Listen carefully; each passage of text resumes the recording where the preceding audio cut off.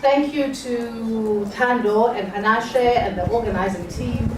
I think it's just, I mean, my mind is blown by the fact that I'm at a literature festival that seemed, I'm sure Eusebius is too, that sound, well, Eusebius can talk for himself, as we all know.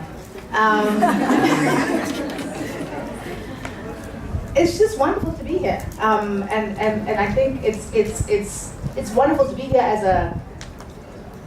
a writer in this country at this time, as a Black person this year, to see so many people of different generations in the room, people my age, people younger. It's very good to see, and I think that. I mean, we're also in Soweto, so it's not, on the one hand, it's not an unthinkable thing for writers to be in Soweto, given the place of Soweto in the South African literary imagination. At the same time, there is something very new and fantastic and energizing about being here. And so Eusebius and I were thinking about, okay, so what are we going to talk about? Because we have a million things to talk about. And we both have big mouths. My friend. But I was thinking Eusebius, so I mean one of the things that came to, okay, am I allowed to move the chair? It's weird, like we never done something like this. Is that allowed? Is that message with the recording? You may. Great, now we're in dialogue. Great, I want to look at you with your guy. So I was thinking, one of the things, you think about what it means to be a Black writer in South Africa historically and today and in the past. And I think the often taken for granted relationship between what it means to be a Black writer and what that relationship is to politics and what politics is. And I was thinking, I mean, it's a question that I battle. On the one hand, I study people who think this is who are quite happy with quite a solid, coherent sense of what that relationship is. On the other hand, I often think that living in 2016 at a very complicated time, that in fact that relationship for me is often quite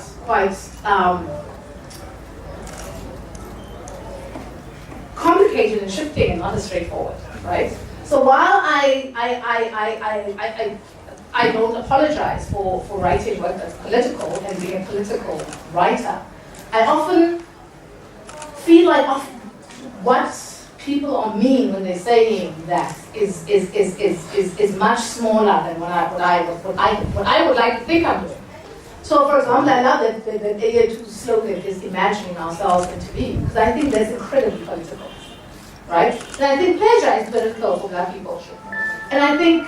I think pleasure is political for Black people. I think pleasure is political for Black women and Black queers, regard of whichever gender and whichever politics. And so I guess I'm asking you a question, but I'm actually kind of also throwing something at you around.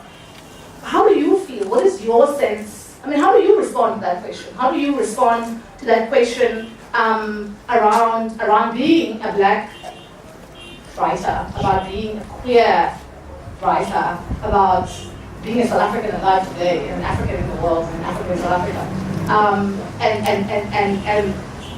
Okay. There. Just firstly, great. Firstly, good afternoon, everyone, and thank you so much for coming.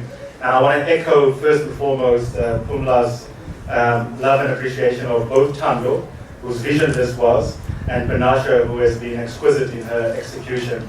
Can we give them a round of applause?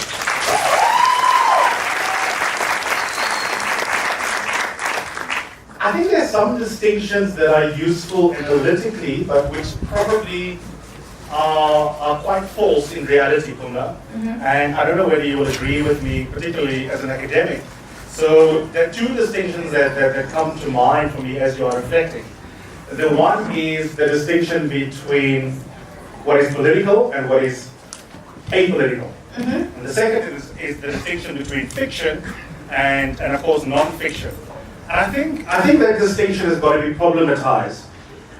The works of fiction of my friends who are writers, and most of the authors who are here are my friends, although one or two of them are probably busy having beer and he's not here, he's late. Where's Nick? He's here. Oh, he's here. Where? If you read the works of fiction of Tando, for example, of Nick, they are political works insofar as they deal with subject matter that positions the black person's life in the context of a society that is strange, chaotic, deeply unjust. And so for me, the difference in form between someone literally asking a political question, could I vote DA, or someone deciding that they want to write in a different writing genre of the body politic, that distinction I think is too sharp. It's too sharp in the way in which we think about awards, literary awards. It's too sharp in how we classify it in the library. It's too sharp in how we teach, I think, books in the academy. It's too sharp in how you will find these books, if you're lucky enough, exclusive books. So those distinctions for me are analytically useful, but I think they're deeply problematic. In the same way in which I'm currently reading Eyethu, and I'm embarrassed to say for the first time, his anthology, which is basically a collation of all his essays. And as much as I'm loving his insights into everything from race to space to architecture, the cityscape, I mean, you know, he's just like so insightful. What I'm actually enjoying the most on a visceral level, I must say, is just the beauty of his writing. I keep thinking to myself, but there's this bloody myth that if you're writing non-fiction, you cannot use the techniques of fiction writers. You can't be lyrical, you can't be artistic. And for me, the political is the same. I think there's a sense in which nothing I write will ever be genuinely apolitical, because the distinction between the political and the apolitical is analytically useful, but I think it is limited. I agree. I mean, I think also that, you know, of course, all writing is political, right? But there's some people whose writing is called political. Yes. Versus other people, you know, that so even people who are writing, so very often people who are writing very right-wing, creative or academic or whatever, writing, are often seen as kind of, I suppose, the whole idea of what is neutral and what is political. All writing is necessarily political.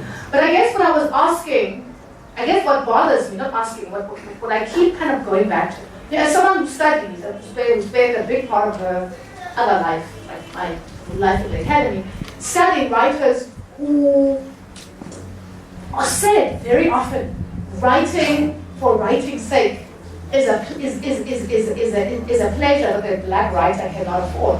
And yet, very often, whose writing is so pleasurable for me as a reader, and also looking at some of the kind of the very, I suppose, simple way in which what they were saying is interpreted, right? Because these people were still writers, and they were still writing beautifully, and they were writing kind of radically, unapologetically, but they were still not bad, and Sure. and to different degrees was still writing work that is just viscerally incredible to read and reread. So I hear what you say. I mean, the two things there that I want to add. The one is, again, for purposes of analysis, some of these distinctions are useful, but they don't speak to the breadth of work of many black writers. It is possible to have a stereotypically, political work, like some of the essays of James Baldwin, and then there's some of his writing, short stories, some of his works of fiction, that is less literal. So the other part of the stereotype that some people and some bodies write politically is that often those are people who've only read part of the canon. And we deny the full range of many black writers when we think that one person has only written this kind of thing. But, if I think about, say, for example, my good friend Eusebius McKaiser, you take his column, and you've got a lot of white liberals who love his Sunday Times column. And you might think, okay, and I use him, as you know, in my latest book as an example of the exception that doesn't prove the rule. That it's possible for black people to write about the banality of everyday life. And he does it beautifully, and we love him to bits. And we await the work of fiction, the novel that he's been working on. You've heard it here first, if he hasn't yet said that that's what he's been up to. However, even when we write about the banal, like you and I want to talk about pleasure at some point in this conversation, we know even then the burden of bloody whiteness is so strong that I know that if I had to write a short story, in which I don't deliberately write about race, that I am making a conscious effort to not do so. So even a playful piece just about, I don't know, Chisanyamas, you are aware on 702, let's even take out of the writing, and I had this on my radio show today. If I have an hour-long discussion about Chisanyama, I don't have to mention race once. I'm seemingly just talking about lifestyle. But of course I'm not. I know that I'm taking a break from not talking or writing about race. And so even when you talk about the everyday, the details, the mundane, you are still, you have a meta-awareness, which is part of our burden because of the history of white supremacy. You have a meta-awareness that you're breaking from it. And I've heard someone give Nobuhle flack for this at one of his book launches a year or two back. And what they didn't realize is that Nobuhle is very aware that his work is political. And you will misread it if you think that all that he writes about is the everyday. And then, electric. I think that. Okay, it's just lit. It's lit here. Huh? It's lit. White supremacy. Wits is sabotaging us. Yeah. White supremacy. Wits is sabotaging us. you know, Alana just said it's lit. Is this one? No. Electricity. So these are on. Can we continue up? Okay.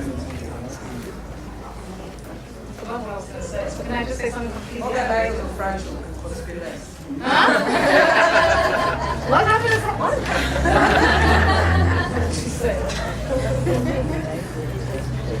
Okay. But I want to move from that, if I may, Yeah, to I think a related question. I've always been very keen to know what your views on it.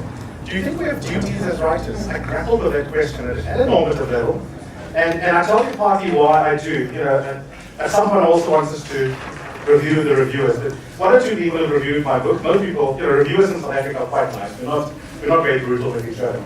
But one or two people who didn't enjoy aspects of my books, particularly the first book, didn't like the fact that the stylistic choices that I made were to write in my same voice that I speak. I think if everyone listens to me, if you're bored enough to listen to radio often, you could probably hear my speaker voice in my writing. That's deliberate. If I lived in New York or London, I wouldn't have written in the same way. I'm profoundly aware of the context in a way in which I wasn't, but I had a much more liberal conception of the freedom that writers must demand of themselves to not care about impact, about context, and write sincerely from the inside. And I grapple with that. But I think in the last year or two, as my identity politics has also shifted, so my thoughts on the duties of writers have shifted. What's your attitude toward that? Well, I honestly I don't think that writers have a responsibility. I mean, I think writers don't have to have a duty, but I do think that there's a responsibility that comes with writing, right? So I think that writers should be able to write whatever the hell they want, but then I think like all grown people, you should be accountable for the choices that you make, right? So if you want to write whatever you want to write, but understand that sometimes what we write and how we write produces certain effects, right, that are harmful. And so you have to then be accountable for those effects. But I don't really think, I mean, I don't believe in writers having duties. I think that it's, look, I mean, I think if you're the kind of writer who wants to have a duty and declare what that duty is, that's fine. So I'm not saying you don't have a duty, like you can't have that, but I certainly don't, I don't want to be told, well, you have to write for this person or for these purposes, and you know, I think writers are people and they write quite literally what they want to write. I do take seriously the power that comes with doing any kind of public work. Right? So I do think there's if we shift the term from duty speak to responsibility speak, yes. What kind of responsibilities do you have at the back of your mind as you are penning your latest book? Well, I mean, there's certain things that, first of all, I want to be genuinely, whatever I do, how I teach, how I go around in the world, I want to be able to live with myself. And I want to be able to live with the politics and the things that I say I believe in. Recognizing that I'm a person who sometimes messes up because all human beings are flawed and we're messy. So I want to know there's certain things that I don't want to cop out and say, well, look, there are certain people that I obviously care about more than others, right? So I am less concerned about how excluded by my text white men feel. Like, that's not really something that I'm going to worry about. Like, it's not a thing in my life. Like, yeah, well, that's very nice, but like, I'm not thinking about it. But for example, if I hear repeatedly that there's someone who, or part of our society that I care about politically and emotionally and in various other ways, feels, for example, thrown under the bus by my work. That I'm concerned about. This is not the same thing as saying I'm willing to be policed, right? Because I'm not willing to be policed. I'm still a feminist in the world. Like, I'm not, and I still have the black politics that I have, so I don't want to be policed. But at the same time, I do think that there's certain responsibility, and I do take some criticisms better than others. So that's what I mean by responsibility. I don't want to do harm.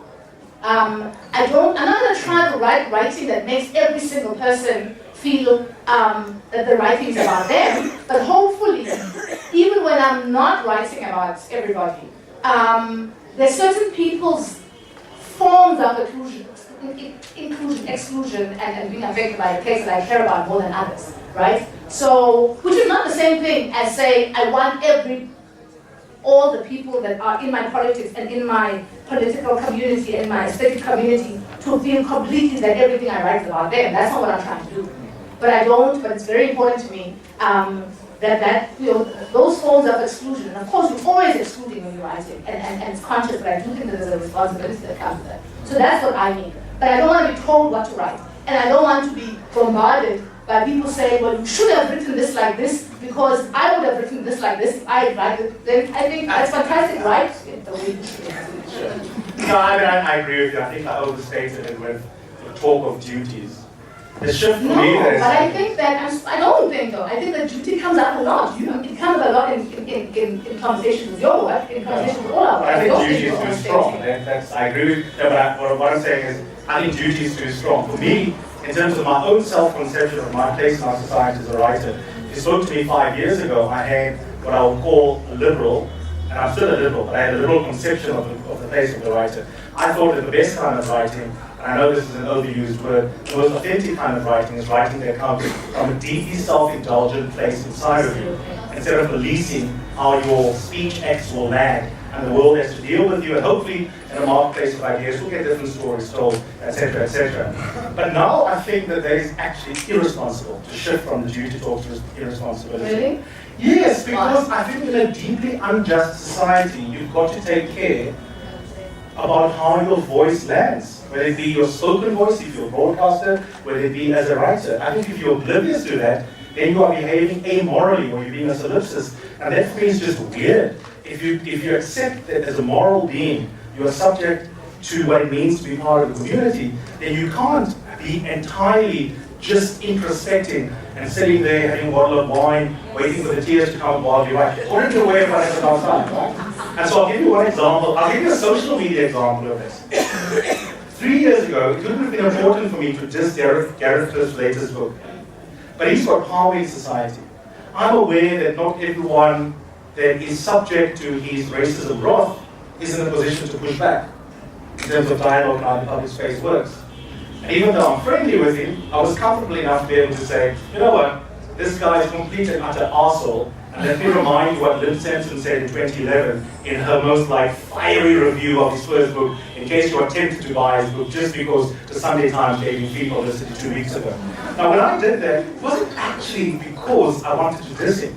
It's because I was profoundly aware that I've got power, I've got a certain positionality, and there are many people who do not, and so I actually deliberately decided to voice that view as a counter-narrative to his. That's not something I would have done several years ago, so that's what I mean by responsibility. Really? That's not something you would have done before? I don't believe you. No. I hear you. I mean, I'm only partly teasing. Because I'm not convinced that that's not something you would have done a few years ago. I think that is, in fact, you did many things just like that a few years ago. But I think that you are maybe a lot less conflicted about positioning yourself as a person who does that sometimes in the world. So, but I want to go back to the thing about your speaking voice in the work, and this is something that fascinates me to know him. So people say, because I mean, on the one hand, yes, of course, I can hear your voice, and sometimes I'm not sure how I feel when I read review, and I try not to read. Is that I think we just simply haven't learned to appreciate that a critical engagement doesn't have to mean that the person hates you, doesn't think that you have talent, and what the functional value of a critical review is. But again, my views shift a lot, and the older I get, the more I embrace the kind of complexity that Sasonke writes about so beautifully. Also, there's a book coming out next year, and I've read the manuscript. It's delicious. It's going to land very well, in parentheses. But the other thing is about this Ted Cole book, right? So the first third is basically him having done these literary essays on other writers. And what I realized when I read him is, I kept reading him to wait for a hatchet job. Because I want to see a hatchet job in his artistic skill. And none of it is that. And then I realized we do reviews in South Africa badly in both directions. We are both crap at calling out a word that we think is crap. And actually we also don't do appreciative reviews very well. Because I'm reading this guy on some books I've read, and I'm like, oh my God, I need to do a show on how to read, because clearly there's reading and then there are layers to reading, and I'm reading through Ted Cole's appreciative reviews where he's not dissing anyone, but his review of your book is going to make people see layers that I don't see. So I think we do both types of reviews poorly in South Africa. You'll get a quick 300-worder in the Sunday Times telling you, this book is lovely, it's fantastic, read it, go buy the book. And of course the publisher will be happy because all they want is you were sent to go and buy the book by the reviewer. But if you truly get this book, if you truly get the details of each of Pumla's books, especially the first one, I'm still trying to understand it. It's a difficult book, and if you can crack its narrative, a review needs to do justice to that. So I think the review culture is actually very, very poor. And I said to you, I wanted us to talk about reviews. One of the things was going to be one of our fun questions for later, but I think this is actually a perfect point to do it. Here's a compliment that is actually the worst compliment you can give a writer, and Uncle Ruckus, who wrote the foreword to my first book, said this about the book, and I think he intended it to be actually... he intended it to be a compliment, right? Is that a real name? Eh? No, I blame Black Twitter. And he said that, this book is so great, I read it in one setting. Don't ever tell an author that you read the book in one setting. Rather lie to them. You had to put it down, you had to look wistfully past your partner, you had to go back, you had to revisit it again over December. You know what I mean? You've got to play with it. And Richard Pitthouse wrote lovely about this on Facebook a few months ago, and I said it today again on my literature corner on radio. He didn't use this analogy, but like how you have a sort of slow food culture. I think we need to, there's this false idea of reading quickly. My former colleague who used to do books on 702, I love it to bits. I think she was great for proselytizing about books. But I often thought, like, Jenny, how the hell do you read 10 books in 1 week? I was like, geez, even with my nerdishness and love of books, I struggle. And I think it's partly because we have this false idea that reading quickly is an achievement, and that we also bring that into the review culture. If I read Pumla's book in 1 hour, I've done really well. No, if you've read Pumla's book in 1 hour, you haven't read it. Yeah. No, but also, the thing that really bothers me is then it's this thing like, okay, well, if I can read your book in one sitting, not only does it say something about me as a fantastic reader, and we're different kinds of readers, but it's also, so this is a good book for everybody to read. So that's what pisses me off. Like, black people can't read this book because this book is too difficult and it takes too long. And I'm like, a black person wrote it.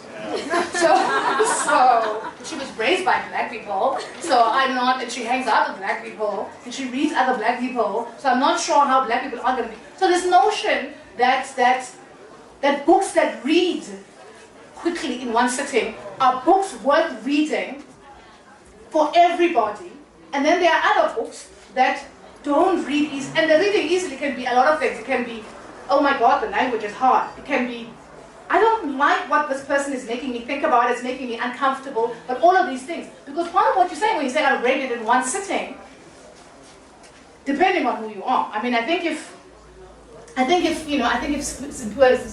Mpiya says, I read this in one sitting, I'd be less offended. I wouldn't really be offended. I'd be like, that's very interesting. Don't you have other things? Or if Panasha says I read it in one sitting, I'd be like, Sure. I guess that's why certain things didn't get done, but okay, right? Whereas there are people, if they say I read it in one sitting, I think, Jesus, really? I thought we were going to be honest. But it comes back to the stylistic choices, right? For me, your second book was easier to read out of the three. The most difficult was the first. One of the wonderful things about easy reads is that you can get through the entire book. It doesn't have to go on your list of books I didn't finish. And then you chuffed with yourself, right? And that's great. You can read a book cover to cover. However, I think there's some enormously complicated things that is written about simply. And I think one of the things that is sometimes not appreciated about seemingly simple style choices, writing as you speak, is that people have this weird idea, and I blame you guys in the academy in part for this, I'm afraid to say. I'm not a guy. Women, beautiful black women. I blame you in the academy because I think we have like templates of what it means to be really deep, to be profound. You know what I mean? You've got to sit there with Jean-Paul Sartre's book that's impossible. You've got to like rattle and walk around Yeovil and come back to it again. But your piece on the place of Spiwadana in South Africa can't be as deep as existentialism, because after all, there weren't sentences where I had to look up in the dictionary. And we got to get over that kind of very false idea of what it means for writing to really be incisive. Absolutely, but I think it's also still about the fact that, look, I mean, we read different kinds of books, right? And maybe as writers we write different kinds of books and things come to us differently, right? And I guess my thing is, this notion that if it reads, if it's more creative and more lyrical and more conversational, it's easier to write, which I actually think is the opposite. And therefore is lightweight, right? And yet, if you read K.G. Cole, if you read Hooks, if you read Sylvia Damale, if you read Dumiso, if you read Zugiso, there's some serious, like you can say, you can do the lazy work of reading it and saying, oh, it's just decadent middle class black women's lives. Or you can, that's what Zugiso Viner writes about. She's really smart, and she studied in the US, and she's an exile, but she really is just writing about decadent black middle class women because she wanted to read about herself. Or you can read the books and be like, you can pay attention, even though they're so pleasurable. And in every book she's ever written, long before we were friends, I stayed up all night and then kind of almost drove into someone the following day. And read it in one sitting. I read it in one sitting. I did, and I reread it in one sitting. But I don't think she's an easy writer. Maybe I think I'm smart. Maybe I think I'm a good reader, so that I can, when it's pleasurable, even when it's difficult, I can do the hard work. I think the thing that often bothers me is this tension between work and pleasure. And for me, I don't know how to do writing or visual arts in ways that aren't always about serious, deep, transformative, heavy lifting and pleasure. I'm sorry, this is why I don't read Vikram Seth. Bless him, I'm sorry, I don't have time for novels that come in 500 part 1, 500 part, I can't, by the time I get to page 200, I'm like, Jesus, Sam, get to the point. And I'm not going to reach him. And I recognize that he's fantastic and millions of people love him in the world, but I'm never reading another book. If he can't write a novel that's 200 pages long, I'm not the person that, the way he writes, like this long-winded kind of, but there are people I will read who will write a 500-page non-fiction or novel, and I will read the 500 pages because it's worth my time, right? So, if Morrison writes like a 2,000-page book, I'm going to be exhausted, but I'm going to read every word. I wonder if we can talk a little bit about what it means to be a writer, what it feels like, what it is like being a writer in a time of digital. It's so interesting. I mean, I'm lucky enough to have a couple of jobs, parallel careers, between writing, broadcasting, and then really boring stuff in corporate like MC gigs and that kind of thing, and writing for newspapers. What I value the most out of everything that I do, and you've got multiple careers as well, so I want to know what your equivalent is. What I value the most, like if I had to die, today, my books matter to me the most. But one of the things that I'm grappling with, and it's part of what I puzzled through when I finally accepted to continue on radio, is I'm a bit of a snob. I thought, like, oh, radio is not important. Columns, social media, okay, we all live digitally. Even the idea of virtual, the word virtual, we can now cut out of our vocab. It's online and offline. Everything is real. But here's the point, that some of my essays, some of the arguments, if I write, let's say, for example, I don't know, what the moral value of anger is in an 800-word column, or even just a Facebook status update, that might travel further than Run Races Run, because I haven't sold more than about 5,000 or 6,000 copies. The reason why I'm giving away Abantu in my bathroom rather than Run Races Run is that in my future writing, and we'll talk about our respective future writing before we open for Q&A, there's stuff in there about sexuality that matters to me deeply, and I can't control how you want my ideas, which is the other thing that the review critic doesn't get. And one of the things I'm coming to terms with now, Pumla, is that if someone would rather hear my argument for why I think black can be racist, if somebody wants to get my philosophical take on what the true heart of the races is, and they want to get that in a series of Nobuhle-like tweets, or as a long Facebook status update, or as an 800-word column, or by having a podcast where I've had that conversation, I'm slowly coming around to accepting that I shouldn't be precious about the book. And I mean, the book is a beautiful thing. I romanticize it. I buy them. I buy more books than I'll be able to read in my lifetime. And I really, really do. But I'm slowly reconciling myself to the fact that I essentially am into argument, into ideas. And I suppose being non-fiction makes it easier. And if those ideas are better engaged and received and more widely traveled digitally, then maybe I should take the digital archive more seriously as part of my oeuvre. And I wonder what your reflections are. I don't know. It's a professorial pause. No, it's not.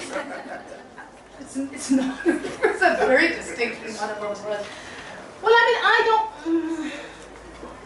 We'll wait for your updates on Facebook, on Instagram. Which And it's a source of enormous pleasure. And I get what you're saying, but I can have a different relationship to my writing. I guess because I teach every day, right? I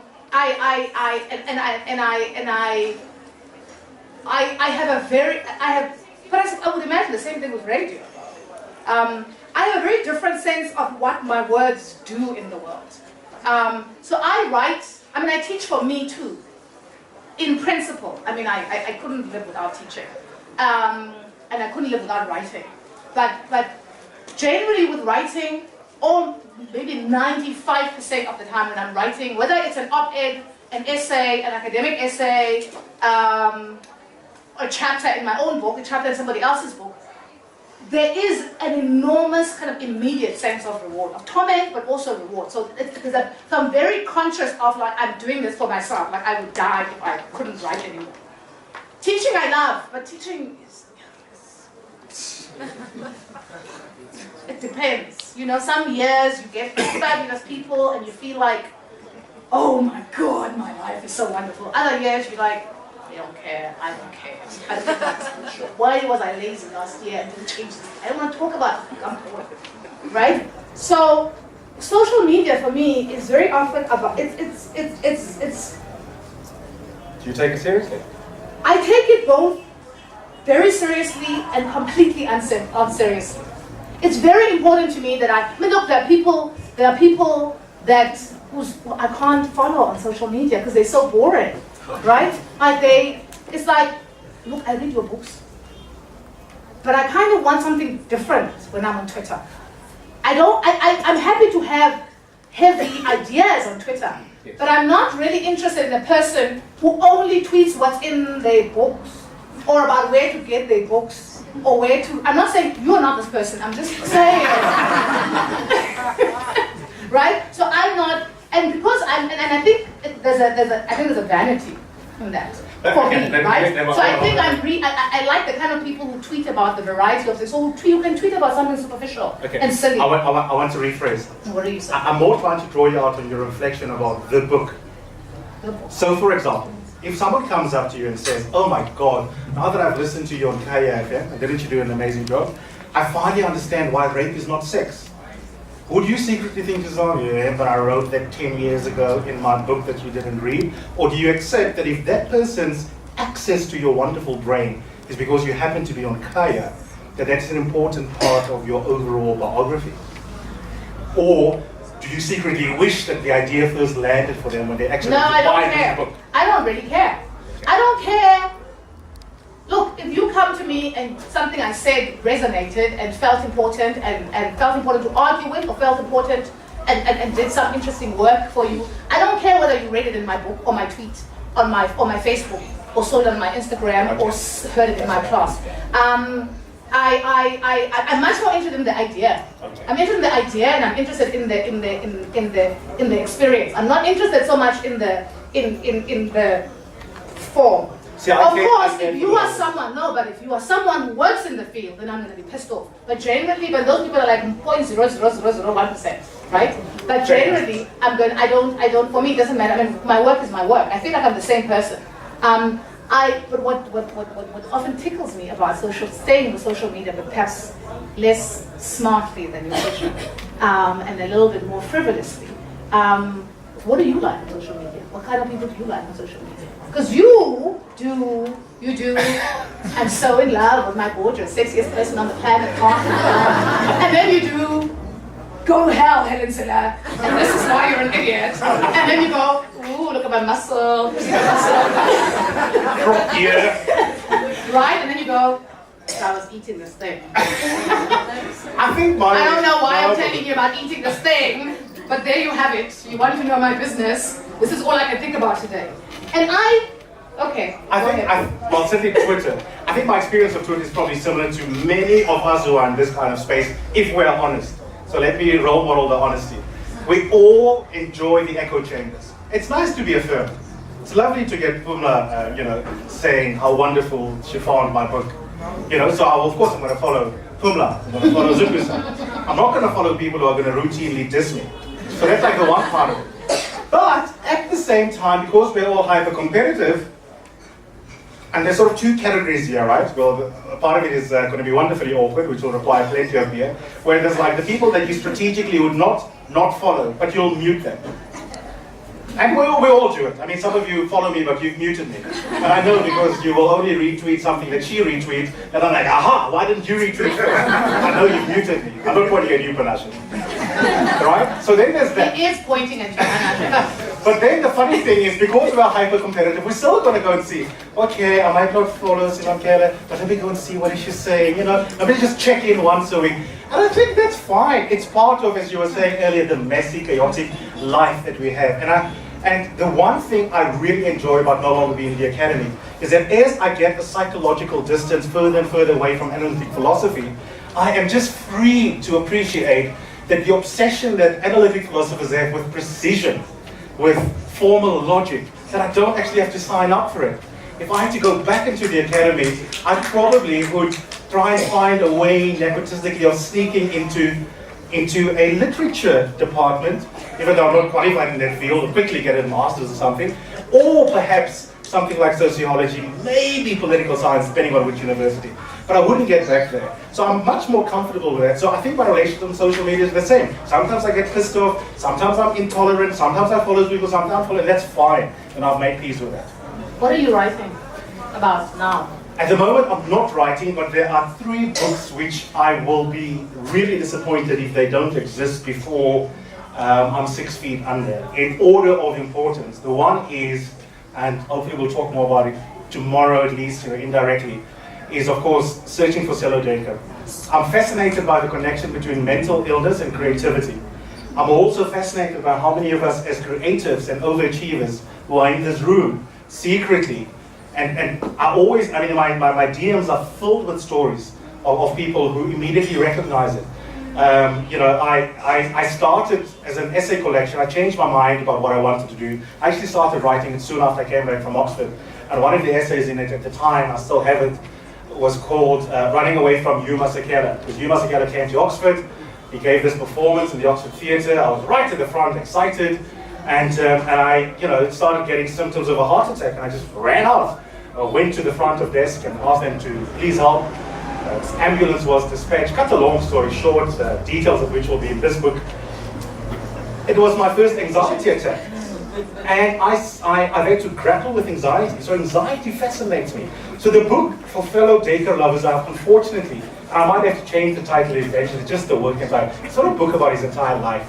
I just have an obsession with him for one particular reason.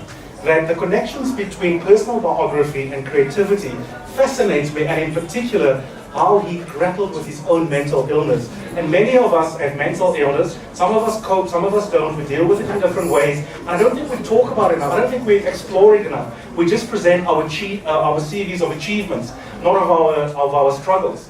And just the other day, I had lunch with one of my favorite friends, who is hyper-confident, very well-known. All of you know her.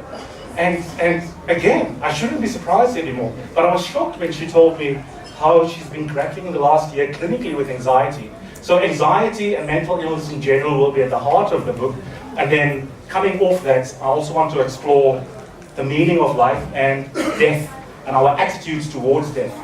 And funny, because we're coming full circle, part of the reason why I was so desperate for this book to be out is that it's not about the DA and it's not about race. It is actually about, I think, universal themes in that regard. And then just very quickly, less of a priority, I'm co-writing a book with Jacques Rousseau on argumentation and just analyzing the nature of this discourse. That is a return to philosophy, but it's going to be interesting for me to see how my disillusionment with analytic philosophy will play out in the book, because I'm no longer as obsessed with formal logic as I was when I was teaching formal logic. So those two books are the most important. The third one I'm too embarrassed to say, because it's too experimental. But this also comes full circle, because we then stereotype ourselves as you are a non-fiction writer rather than just writer, full stop. You don't want to say this, and Luisa didn't want to say that until he was almost done with it. But I would love to write a novel. I think it's really hard for a trained competitive debater, legal theory and philosophy student like me to actually write fiction. But I have this deep desire, but if I had a magic wand, it would be easier. I don't know if I'd be able to execute it. Sexuality is fascinating. I've had so many men on the download. I've been a side chick when I was in Oxford with this married couple where I used to stay over at their house.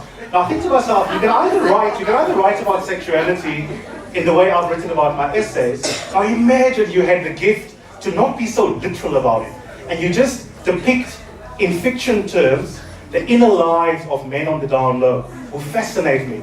And I can tell you for free, there are many of them in Joburg. Some of them you know. There are many of them everywhere. Everywhere. Absolutely. Yeah. Absolutely. What are you working on?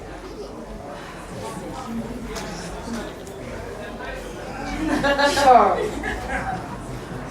I'm very embarrassed. That's what this is. So, since 1997, I've been trying to do the Winnie Mandela book. Please do it. No, I've been doing it. I just don't know how to, I don't know how to do it. So it's like this endless source of dreaming. I imagine it's going to come out in the world and I'm happy and it's mostly there, but it won't finish. So I'm hoping this year, not this year, 2017, the book, because really, there's only so much. Otherwise, if it doesn't come out next year, then I'm never doing it. I'm giving up. Are you kidding me? It's been 20 years. And then I'm also working on another project. I'm supposed to be working on a biography of Miriam Tlhabi. And I'm battling because it's 60% written, but because there's a crazy person, well, there's many crazy people that live in my head, but the loudest crazy person in my head keeps saying, you don't write biographies. Sure. So now I don't write fiction. I don't know how to write biography, right? So I've written 60% of it. It was due in August last year. I cleared space this year, cleared space to finish it. And then I've managed to start another book. Because that book is not a biography, and it's not about Miriam Bloody, and I don't, So it's, I don't know. It's a mess. My head is a mess. I mean, I don't know, I can't believe you just made me admit this in front of people. You know my head is a mess, and I pretend for most of my life that actually I know and I finished and this is how much time and tick, tick, tick, tick, tick. And the third book I'm writing is a book on, it's a very indulgent book, I think, but I don't care. Because after the kind of success of Rape, which completely took me by surprise, I was convinced this was the book that I needed to write for myself, and 10 people were going to read it, and I was going to be fine, because my big thing is living with myself. I now feel like, oh God, people thought Rape was really important. She had to write a really important book. And what the hell is that? What is a really important book? So then I thought, well, I'll write an important book, but write an important book for you. Like it's my most biographical and my most selfish book. And it's a book about, it's a book about learning to live with yourself. It's a book about being in a black woman's body. It's a book about being embattled. It's a book about the joys and the challenges of learning to live with myself and continuing to learn to live with myself. So it's about growing into my own body and growing into my own mind. But it's also about the world. So it's not just about, it's not diary entries. Although there's a lot of me in it as well. Well, obviously there's a lot of me in it, but there's a lot more kind of explicitly a lot of me in it. I mean, I imagine, but I always imagine this. I always think when I'm writing the book, when I take a break and I have coffee and I put more lipstick on, because this is how I write. I write in the middle of the night with heels and lipstick on. Even if I'm wearing my pajamas and my very unsexy, unglamorous, really I'm not gonna tell you, but really falling apart pajamas and heels and lipstick. I have to have heels. I don't know what that's about, but I can't be properly dressed up in heels and lipstick and I can't. But when I'm doing that, I always imagine the only people who are going to be interested in what you're writing are 5 black girls. So I'm always fascinated by people who say, I know who my audience is, because I am absolutely, and I'm fine with the only people who are going to find what I'm saying interesting being 5 black girls. Because maybe I'm the 6th, and I'm happy for the 6 of us. The publisher can deal with the loss, but I always imagine, this is really very strange, because this is very interesting and you're having so much fun, and the 5 other black girls who are crazy in exactly the ways that you are going to read this and actually know what the hell you're on about. So the rest of it is extra. It will be great. Yeah? No, I mean, as you're speaking, I'm just thinking so about... we'll see what it looks like. We really should take questions, but just on a yes. final shot. What you reminded me of, as you were talking about is, look at how we're all falling over a book like Ta-Nehisi. And it's a book that is supposed to be about black embodiment and a white supremacist space. And I think it did it beautifully. I mean, I loved it, absolutely loved it. Absolutely. But of course, it's gendered. Yeah. Because when he writes about what it's like being a black body in America, what it actually means is what it is like being a black man in America. And to be fair to him, I'm not pretending otherwise. But there are different ways of being embodied in your blackness in the world. I'm sure it'll be great. Well, we'll see. I'll have fun. Shall we take questions, Sorry, comments? I think we're... Everybody else hot? Yes. You're all looking like you're so happy and comfortable, and I feel like I'm being cooked alive. Yeah, and if you self-identify in this age of subjectivity as young and you can't afford a book, just say so, and you can come and choose one. Why do you have to be young and can't afford a book? And what's young? I'm not young, I'm middle-aged. Why can't only young people So if anyone would like to take a book or ask a question, you're welcome to do so. Okay, so 1, 2, 3, 4. 4 in one round. Huh? Oh, call you Pumla. Oh my god, I feel like... It's my name. I know, it's the same thing. one of my adults to Pumla. This is my professor. Imagine I said this in class. He's like, Pumla. It's fine, you postgrad. But postgrads are allowed to call me Pumla, it's the undergrads. Okay, I don't think I'm comfortable with this one. Yeah, it's been a long day. Okay, so we're saying 1, 2, 3. Okay, let's try and be fair in the room, right? Distribution. 1, 2, 3, and then there's nothing this side. Right? Okay, 4. So we'll have 4. Thank you. So thanks for that. So, Zinhle Manzini, by the way. So, Prof, you're trained as an English literature student, and Eusebius, you're trained as a philosopher, and I'm the philosopher in the room. And I just want to ask a question is, after you sign my book, so do you think that, and both of you can answer the question, do Black authors have a moral responsibility? Because it seems like the overarching theme in your conversation was moral responsibility. So do Black authors have a particular moral responsibility towards their readers, or don't they? So if I decide one day to write about Plato or Jane Austen, would that be okay? Or because I am a politicized body, do I have a particular moral responsibility? Can I ask a question back for clarity?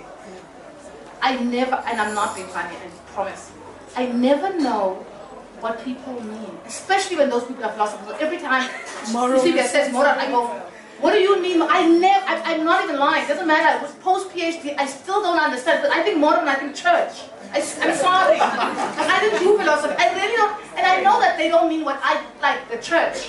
They mean something like, I don't know, what is that thing? I'm sorry, I really don't. The quickest answer. Okay. The quickest answer is that most people mean I ethics. asked the question. It's the analytical philosopher within me.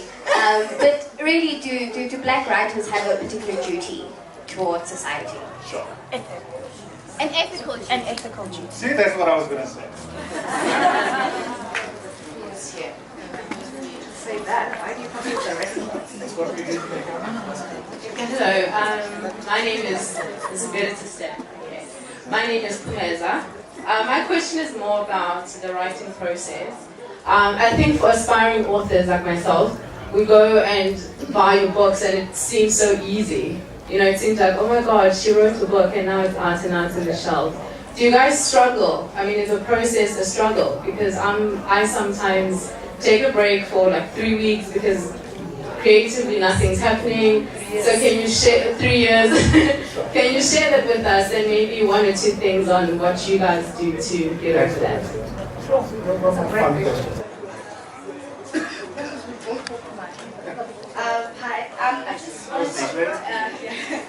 I just wanted to know, like, don't you think modernization is to blame for the book not being the it thing? Because, I mean, first of all,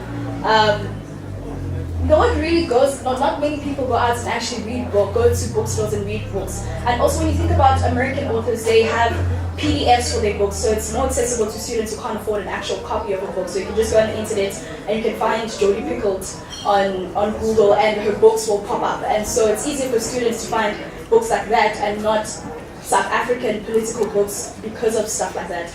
And I think to answer another question, I just wanted to ask another question before. I think another thing for people giving, not false reviews, but like when you hold back on reviews is because Black people have to put up this wall around each other because we, in a sense, we have to stick together because of the attacks we've had on ourselves. And so you're not, sorry, I'm so sorry.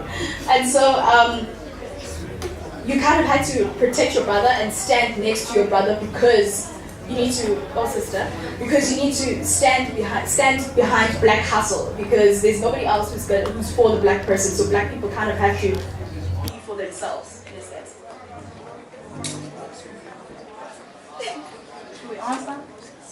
Just because I'm 44 and I am forgetful. I'm scared I'm going to forget the question. We just have the one.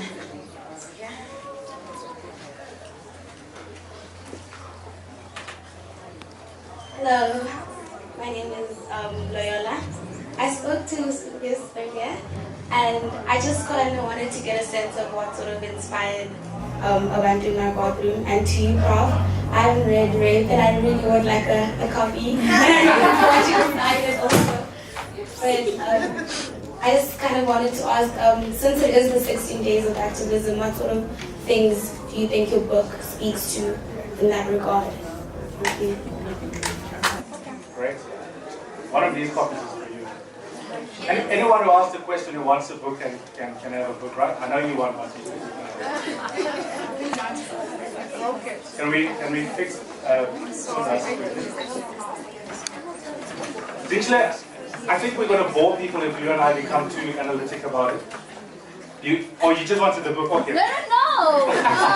Okay, here's the quick answer. The longer one we can do afterwards. I'm sticking around and I'm here tomorrow as well. Most people mean ethics by what we mean, obviously, by moral and moral philosophy. I am persuaded by what Pumla said in conversation with me, that duties talk is too strong. But I do think we have responsibilities. The longer answer, the other things I'd want to explore with you. There are also duties that are not unique to being black, but I think are just general duties we haven't spoken about because it's not the right context. So for example, the philosophy curriculum in this country is just, it's appalling. And the lack of understanding of what it means to be a professional philosopher in South Africa, with one or two exceptions across, especially the English language, the former English institutions, there is a great example where people don't have regard for a sense of, from a pedagogical point of view, what it means for your research questions, your curriculum to be informed. So I've got a very difficult relationship with philosophy. I love my philosophy teachers that I've had at Rhodes, but at the same time I look back at what I was taught, and it's incredible how all of them have no regard for context. So I do think responsibilities and duties are important. But how far is something that I still have to work out. The writing process question I love, and Pumla and I were going to get there, but we stopped because we were being too long-winded on the other questions. So I write very fast once I start writing. It's the same with my columns. 99% of my newspaper columns I just write on my phone, and it takes me an hour with my thumb to type 800 words. And also my books, the writing process is actually very quick for me once I figured it out. But it's because one thing that all three of my books have in common is that there's mostly normative argument at the heart of it. So as any good philosophy student, once you figure out what you want to say, what is your argument, the rest is just like writing. Now if I wanted to write beautiful sentences that you can drape over your couch, it would have taken longer. But I didn't worry about that because I wanted to write colloquially anyway. So if I wanted to write literature, I think the process would have been longer. So to give you an example, none of my books took me longer than about 3 to 4 months to write. But obviously it is the culmination of my entire intellectual and academic experience, right? In fact, if any good philosophy student who reads Abantu My Bathroom, if you are snide about it, you might say, man, this is just like crib notes from undergrad philosophy, applied to certain contexts in South Africa. We do get writer's blocks. Both of us can talk about books we intended to write that you don't know about. And again, that's why it's important for us not to give false messaging to aspiring writers. The very first book that I was commissioned to write never came out. And it was supposed to be a book about being the part of the first generation coconuts at Graham College. Beautiful concept. Professional reader gave me a response, Mike Nicol, very good response, and basically dissed the book for not having enough narrative structure, being too literal. I understood and agreed with his feedback completely. In the last 8-9 years, have I been able to fix it? No. What has happened in the meantime? I've written 3 other books. So that is an example of a book that didn't flow, right? And so that also happens. I still owe NB Publishers the advance they paid me. But yeah, they're not asking, so I'm not going to remind them. So, but on a more practical note, I won't take one question is for me specifically. But in terms of like what helps, and this is what I wanted to hear from Pumla as well, is 2 things help me to write when I have writer's block. The one is to get tipsy, and the other one is to play nostalgic music. Okay. There's nothing like a little bit of snot and thrown. Sometimes, or like a really weird dream. One of the last essays in this book on xenophobia, I wrote after having a nightmare, and I was really like it, and I just ran to my laptop and I started typing.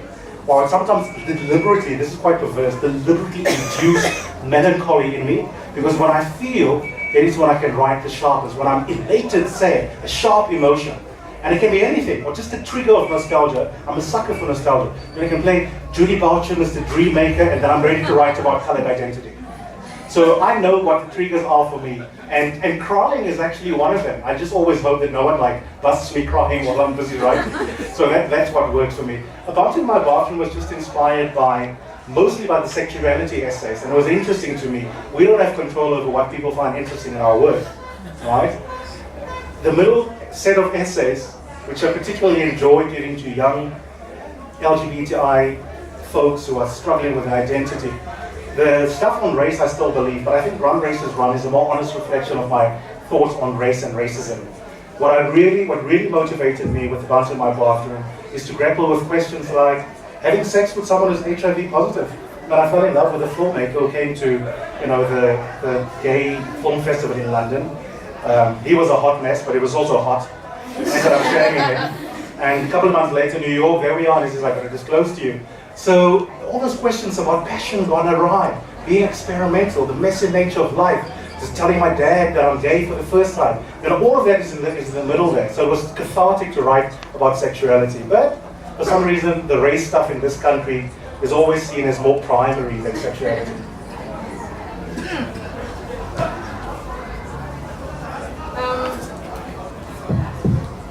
Show me again. This work. The black writers have duties and the writing. Break everything. There we go. The writing process. No. Blaming modernization. No, you asked something else. That was the second part of your question. Eusebius only wrote the part that applies to him. I was asking about your 16 days. Yes. Okay. That's right. Is your name Loyola? Or Loyola? Huh? Loyola. Huh? Loyola Ikana. Okay, that's what I said. I just asked if it was law or la at the end. And then you all confused. I think you get a copy. Yes. I don't know. I mean, I think what is the thing in the book that I suppose the thing that 16 Days of Activism, and our just responses to 16 Days of Activism are very difficult, I think, for many of us. Primarily because I think that people swing one of two extreme ways. One is we're bombarded then with evidence of the fact that gender-based violence happens, as if we need violence. So I love TV, and I love radio, and I love media, and I'm that person. But I can hardly bear to watch television most of the time, 16 Days of Activism, because every storyline is now suddenly about some very graphically presented playing out of violence. And then on the other hand, there's going to be enormous kind of defensiveness, of course, about, what about the people that are not in the group that's mentioned in the 16 days. In terms of the book and what that's, I don't know. I mean, I suppose the whole book, I don't know. You'll see. I'll tell you what. After you've read it, why don't you tell me what the answer to your own question is? Because I also know, without being facetious, that you write one book and then you listen to people tell you what your book is about, and sometimes the book that the people are reading is 20 times more fantastic than the great book that you thought you wrote. So you tell me. And then, Sihle, was it Sihle? Sihle, show me again. Is modernization responsible for the death of the book? You know what? No, I don't. No. First of all, I mean, I think that also, okay. A lot of our books come out in more than one format, right? But everywhere we go in this kind, like every book I've written exists as an e-book in 2 different formats, right? Yeah, but people pay for books everywhere in the world. Occasionally, some books are available because they're pirated, or a specific book is put online, but the vast majority of electronic books are sold, right? And the price is different, but they're sold. So it's not. I mean, and so in terms of kind of the difference between kind of free and unfree books in the South African context, it's not that different from it's a global problem or not problem. But also, I mean, I don't know. I have a shifting relationship to this idea about the relationship between money and books, right? Because writing is work, right? Writing is work. And most of us have, like, you see, most writers in South Africa have another job, right?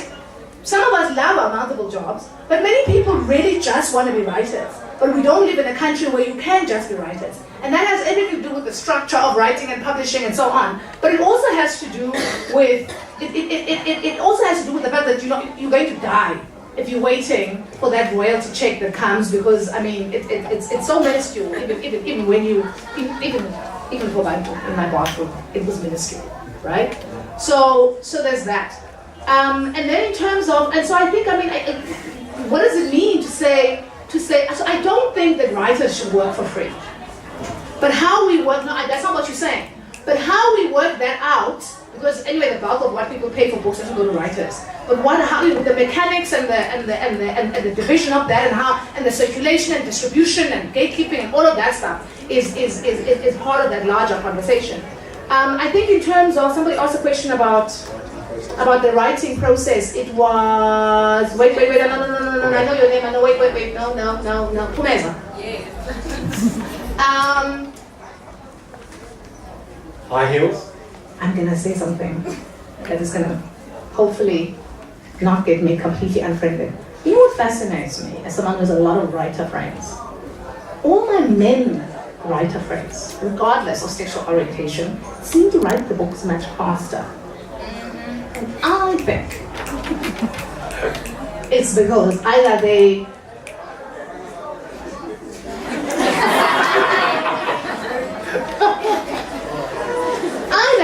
have footloose and carefree lives that allow them to do this, right?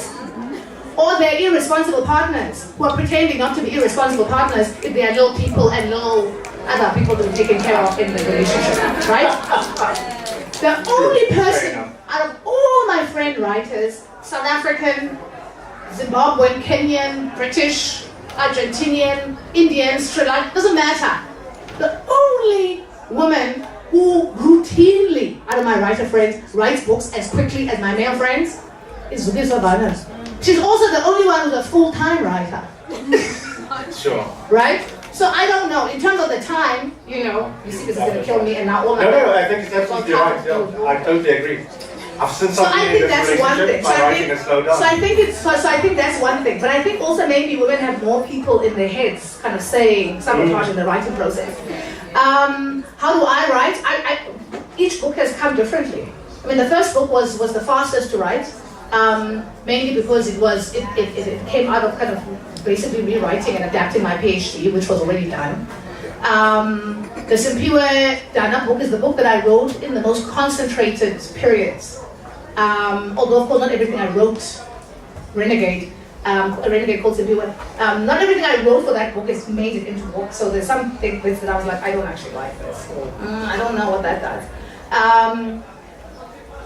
Just because I wanted the stuff out of my head, right?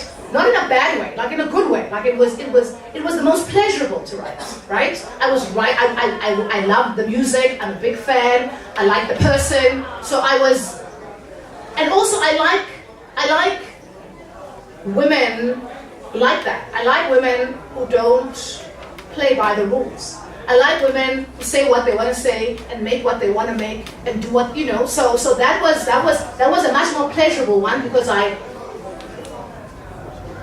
what I was writing about I really enjoyed, right? So even the difficult parts, rape is the one that I took the longest to write. Also because even with a renegade called Simpiwe, I take long breaks. Like sometimes I write, like I'm writing every night for weeks in my pajamas and my lipstick and my heels, and I'm doing the school run and passing out after that. But I'm also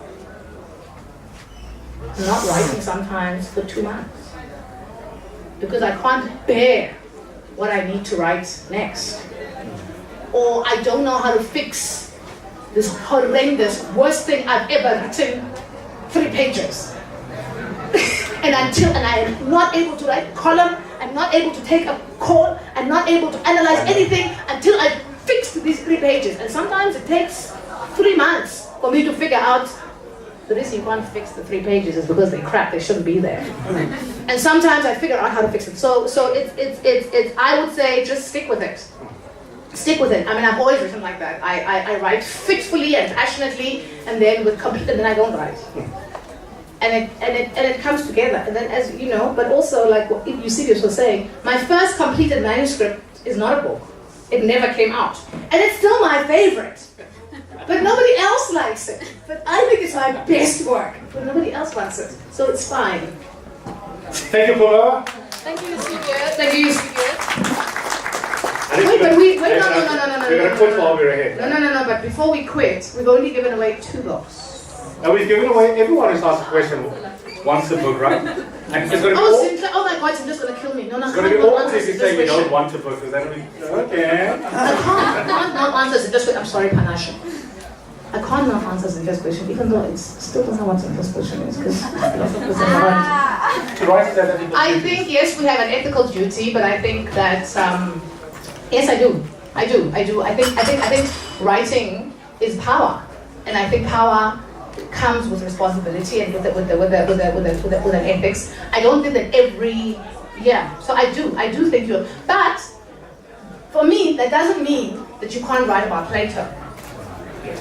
For me, the ethics is more about how you write about whatever it is that you write, right? So I think I would love to read your Plato book. I'm not probably going to read like anybody else's Plato book, but I'd read your Plato book, right? Like so, probably because it's going to be different and have something that I want to know versus all the other Plato books that I'm sure have things that I could learn, but I'm not going to invest in that because there isn't enough time in the world. Vanessa, what are we going to do with the rest of the books? How do we get them away? So how are we going to do this? I think let's start this process. Okay, if you look under your chair, everybody,